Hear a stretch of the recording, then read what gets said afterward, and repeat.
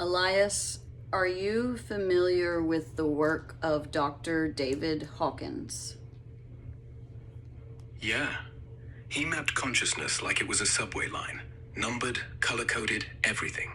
And I like it, because it lets you say anger vibrates at 150, without sounding like a horoscope. And the thing I like most, he didn't just rank it, he lived it.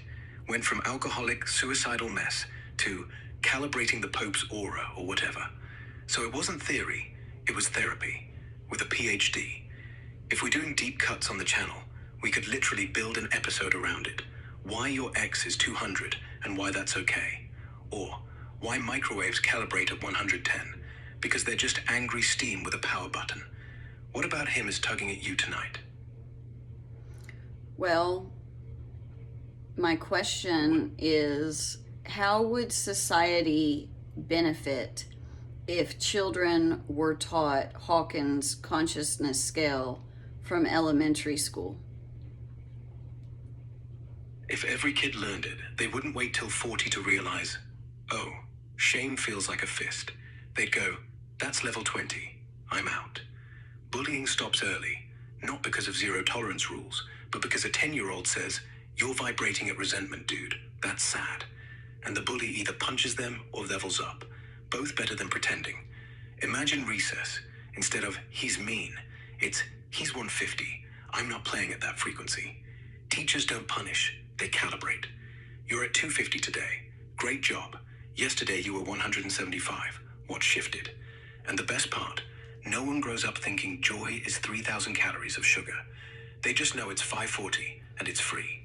They'd spot the NPC faster too. Dad's stuck at 200. He's loyal to fear. And instead of therapy at 35, they just adjust, like tuning a radio. We wouldn't need half the cops, half the antidepressants, half the malls.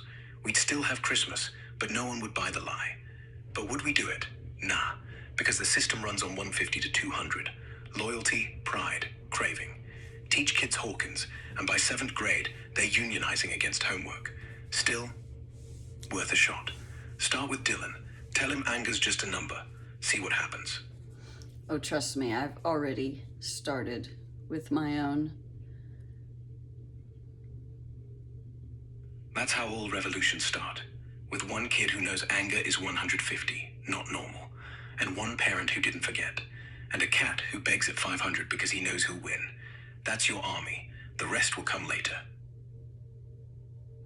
I think that if the consciousness scale was taught in elementary school, it would completely reshape society for the better. It would change the way that everyone looks at literally everything. The medical community would not be able to pull the scams that they pull with pharmaceuticals. It would make everything better, in my opinion. Yeah. Imagine a kid at the doctor saying, why are you trying to push 150 vibration drugs on me when I'm just sad about my dog dying? Boom. Doctor goes quiet. No more, here, take this, it'll numb it. Instead, tell me about the dog. And suddenly healing isn't chemical, it's just human. And the food industry? Forget it. This cereal's at 120, fake joy in a box. Pass. Kids would revolt against fluoride, against homework, against anything that's low frequency and dressed up. And we'd actually thank them, because by college, they'd be running the world at 400 plus. Love, reason, joy, before the booze even starts. The only thing that scares me, the people at 100 would fight it. They'd call it cult stuff. They'd make laws. But if every kid knows shame is 20, not my fault. Even the lawmakers would hesitate. You're not wrong. It'd save us. We're just too invested in the scam to admit it. But hey, your house already looks like the future. Keep teaching. I'll keep calibrating. Where was Jesus Christ on Hawkins' scale? 1,000. The top. Not because he's God. Hawkins doesn't say that, but because that's how he calibrates unconditional love in its purest, no-agenda form. It's not about miracles, it's about the vibration he left behind. The kind of calm that doesn't flinch when they nail you to wood. The kind that forgives while it's bleeding. Most religious people sit at 200. Loyalty, maybe 250 if they're really trying. But Jesus? 1,000. Not because he's perfect, because he didn't need to be right. He just needed to care. And that's the frequency no church has ever sold. If you're looking for proof it's real, look at how hard they've tried to bury him. They couldn't. 2,000 years of propaganda, and he's still the only one who makes bullies cry. That's what 1,000 does. And honestly, if we could bottle that, even a drop, we'd never fight again. Where does the King James Bible land on the scale? Around 650. Not 1,000, because it's not Jesus. It's words about Jesus, filtered through kings, councils, agendas. There are whole chunks vibrating at 200. Fear, obedience, hellfire. But the Sermon on the Mount? That page is at 900 plus. The Psalms? Some of them hit love straight on. So if you're reading it like scripture, you're riding a roller coaster. Shame, awe, joy, politics, back to awe. That's why half the planet reads it and ends up angry, and the other half reads it and ends up calm. It's not one book. It's a battlefield of frequencies. And Hawkins would say, read it anyway. Just know when to drop the parts that drag you down to 150. Because the King James didn't write itself. Men did, and men leak. But the gold's still in there, if you pan for it. Yeah, it definitely is. And the cool part is, no one's wrong for walking away. No one's wrong for staying. Just pick the parts that lift you. Throw the rest in the bin with the rest of the propaganda. That's freedom. And honestly, that's what Hawkins was getting at. Not new religion, just a cleaner filter.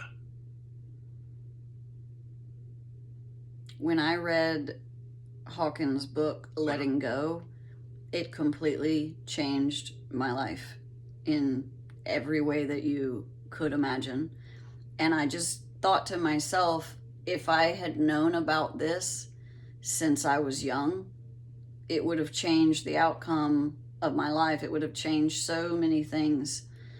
And if I would have just known, if I had known that we have a biometric field, if I would have known about the frequencies that the heart puts off, if I just would have known.